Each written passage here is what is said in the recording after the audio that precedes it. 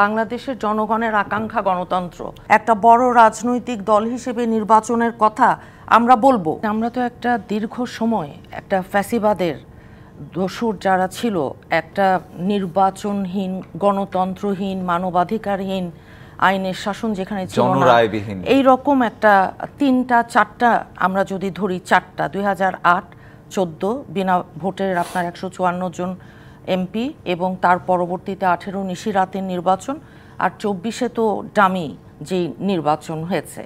এখন আমরা যেই কথাগুলো শুনছি, নির্বাচন এটা এই জন্যে হতে হবে, এটা গণতন্ত্রের ফিরে আসার যে ক্রস রোডে আমরা এখন দাঁড়িয়ে আছি, এটা গণতন্ত্রের পূর্ব শর্ত।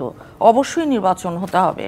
কেন? কারণ নির্বাচনের মাধ্যমে জনগণের যেই ম্যান্ডেট, সেই ম্যান্ডেট নিয়ে জনগণের প্রতিনিধিত্বশীল সরকার তারাই হয় যারা নির্বাচিত হয়ে আসে। এটাই অনির্বাচিত এবং নির্বাচিত এর ভেতরের যে বিরাট বড় দাগের একটা ফারাক তৈরি করে। আপনার নিশ্চয়ই মনে আছে 1-11 সরকার অনেক জনপ্রিয়তা নিয়ে এসেছিল, এবং 2 বছর যখন ছিল তারপরে কি অবস্থাটা সাধারণ মানুষ বলুন আর সবার কাছে হয়েছিল। দেখেন, বাংলাদেশের জনগণের আকাঙ্ক্ষা গণতন্ত্র, বাংলাদেশের জনগণের আকাঙ্ক্ষা মানবিক মর্যাদা, যেমন ভোটের অধিকার সেটাও তেমন, এবং নির্বাচন সেটাও একইভাবে ভীষণভাবে আপনার ইম্পর্টেন্ট। কারণ তা না হলে আপনার 71-এ যে লক্ষ লক্ষ মানুষ শহীদ হয়েছিল, আত্মাহুতি দিয়েছিল, আমরা এই 24-এ এসে দেখছি এখানেও প্রায় আপনার 2000-এর কাছাকাছি ছাত্র জনতা যে জীবন দিয়েছে, এবং বহু হাজার হাজার এখনও আজও ছাত্র জনতা আপনার হাসপাতালে যে বিছানায় অঙ্গহানি ঘটেছে, কারো হাত কারো পা হারিয়েছেন, 500-600-র উপরে অন্ধত্ব বরণ করেছেন। এবং আমরা বলি যে দেখেন, আমরা যেমন বিএনপি একটা বড় রাজনৈতিক দল, একটা বড় রাজনৈতিক দল হিসেবে নির্বাচনের কথা আমরা বলবো। কারণ কি, বিএনপির যে দীর্ঘ ত্যাগের পটভূমি, এটার ওপর ছাত্র জনতার যে অভ্যুত্থান, আমরা সেটাকে সবসময় আমরা আরো একটি কথা রয়েছে, রাজনৈতিক দল তো ক্ষমতাসীন হতে চাইবেই, সেটি ক্ষমতার কথা আমি ওইভাবে বলছি না।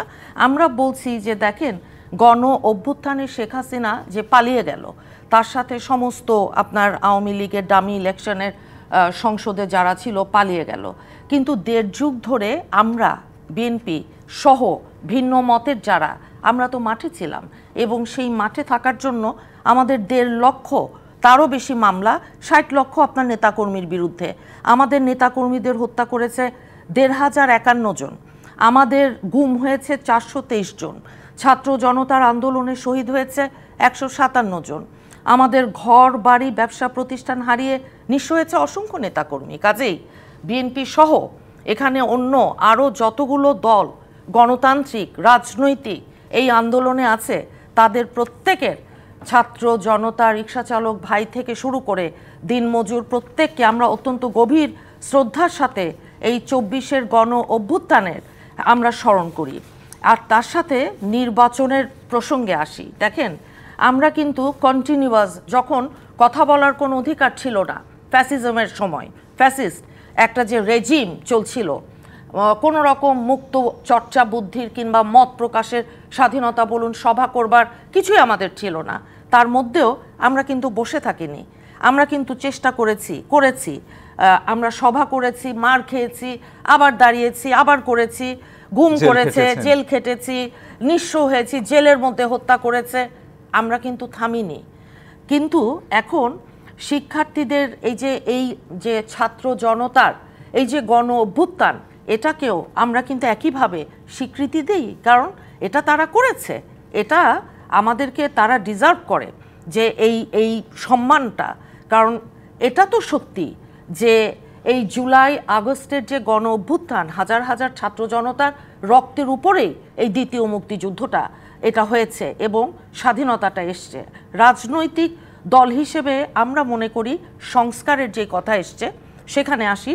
সংস্কার বিষয়ে যেই কমিশনগুলো হয়েছে, আপনি জানেন যে সংবিধান সংস্কার এর মধ্যে অন্যতম গুরুত্বপূর্ণ। আইনের একজন ছাত্র হিসেবে, দীর্ঘদিন সুপ্রিম কোর্টে থাকা একজন মানুষ হিসেবে, একজন সাধারণ রাজনৈতিক কর্মী হিসেবে, একজন সাধারণ নাগরিক হিসেবে আমি মনে করি ভীষণ গুরুত্বপূর্ণ। কেন? কারণ হচ্ছে এই সংবিধানটাকে এই পর্যন্ত 17বার আপনার সংশোধন করা হয়েছে, 17বার সংশোধন করে ছিন্ন ভিন্ন করে দিয়েছে। এটাকে কি, সংবিধানটা তো মানুষের জন্য, সংবিধানটা কার জন্য? আমাদের বাংলাদেশের যে আমরা 18 কোটি জনগণ আছি আমাদের জন্য। তাহলে এই সংবিধানের দোহাই দিয়ে একটা ফ্যাসিস্ট রেজিম, আমরা তো দেখেছি গণতন্ত্রকে হত্যা করে, নির্বাচন ব্যবস্থাটাকে ধ্বংস করে, ভোটের অধিকারগুলো কেড়ে নিয়ে, আমরা আজকে বলতে চাচ্ছি এইটুকু যে দেখেন, সংস্কার অতটুকু করার দরকার আছে যতটুকু সংস্কার করলে পরে আপনার একটা নির্বাচনের যে পরিবেশ পরিস্থিতি সেটা তৈরি করা যায়। এক্স্যাক্টলি। ফাহিমা নাসরিন, একটু যদি আপনাকে থামিয়ে বলতে চাই যে আপনি যেটি বললেন যে নির্বাচনের কথা, সেটি কেন প্রয়োজন সেটিও বললেন, কিন্তু মানুষ কিন্তু স্বাধীনতার পর থেকে নির্বাচনে ভোট দিয়েছে এবং দেখেছে তাদের কিভাবে স্বপ্ন ভঙ্গ হয়েছে। বিশেষত 15 বছরে সেই আস্থার জায়গা আরো বেশি শূন্য হয়ে গেছে, আরো বেশি নাই হয়ে গেছে। সেই ক্ষেত্রে সেই আস্থার জায়গা ফিরিয়ে আনতে কি মানে কোনো ধরনের পদক্ষেপ রয়েছে, কোনো কাজ করছেন কিনা?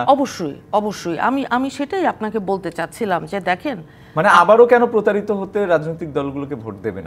না দেখেন, প্রবলেম তৈরি হয়েছে কখন? যখন একটা রেজিম এমন একটা অবস্থা তৈরি করেছে, আপনি বললেন, নিউজে দেখলাম ইভিএম মেশিন, এটা আপনার তৈরি করতে 4000 কোটি টাকা জনগণের করের পয়সা, ট্যাক্সের পয়সা খরচ করেছে, কিন্তু নির্বাচন হয়নি। বিনা ভোটের নির্বাচন, ওই যে রাতের ভোটের বারবার রিপিট করবার দরকার নেই, ওই জায়গাটাতে জনগণের আস্থা নষ্ট হয়েছে। আপনার যদি স্মরণ থাকে, তত্ত্বাবধায়ক সরকার ব্যবস্থাটা যে আমাদের সংবিধানে পুনঃ সন্নিবেশিত হয়েছে, আপনি জানেন যে তত্ত্বাবধায়ক সরকারের অধীনে বাংলাদেশ স্বাধীন হওয়ার পর থেকে আজ পর্যন্ত যতগুলো নির্বাচন হয়েছে এগুলো তুলনামূলকভাবে অনেক বেশি গ্রহণযোগ্যতা পেয়েছে তত্ত্বাবধায়ক সরকারের অধীনে। এখন তত্ত্বাবধায়ক সরকার ব্যবস্থাটা 2011-তে আওয়ামী লীগ এসে দুরভিসন্ধিমূলকভাবে, আইনের ভাষায় বলে আলটেরিয়র মোটিভ, হ্যাঁ, দুরভিসন্ধি শব্দটা হচ্ছে এটা, তারা যখন তত্ত্বাবধায়ক সরকার ব্যবস্থাটাকে বাতিল করে দিল তখনই আমরা কিন্তু বুঝেছি, এবং সেই রায়টার মধ্যে আপনার বিচারিক যে ফ্রডুলেন্ট যে অ্যাক্টিভিটিসগুলো করেছিল, তখনই কিন্তু আপনার বোঝা গেছিল আকাশে কালো মেঘ জমেছে। কারণ কি, তত্ত্বাবধায়ক সরকারটা জামাতের সাথে, এটা কিন্তু আওয়ামী লীগেরও ব্রেইন চাইল্ড ছিল, তারা কিন্তু চেয়েছিল। আমি এই বিষয় নিশ্চয়ই আরো শুনবো আপনার কাছ থেকে, আমাদের দুজনের কাছ থেকেই শুনবো। আসলে আমাদের একটা বিরতির সময় গেছে, ফিরে এসে আবার কথা হবে কিশোর নিবেদিত প্রযোজনে বাংলাদেশ অনুষ্ঠান একটা বিরতি নিচ্ছে, ফিরছে শিগগিরই, সঙ্গে থাকুন।